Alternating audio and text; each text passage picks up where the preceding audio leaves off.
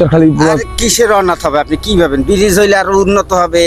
এই চরখালি এদিকে এই ক্রিম আদাসি বোতলা মঠবাড়ি এদিকে তো উন্নত হয়ে যাবে। এখন এই যে ফেরিতে কত মালামাল মানুষের যাতায়াত করতে কত সময় লাগে, তখন অতটা সময় আর লাগবে না।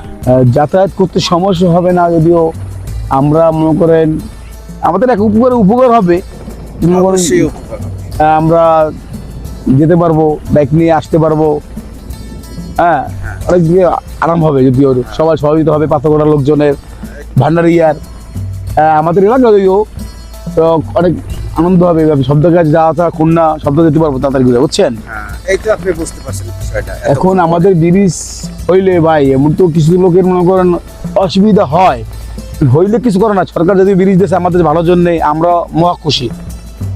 হ্যাঁ, অনেক খুশি আমরা, এই তো অনেক গর্বিত, ঠিক আছে। এবং ওপারে আপনি বলছেন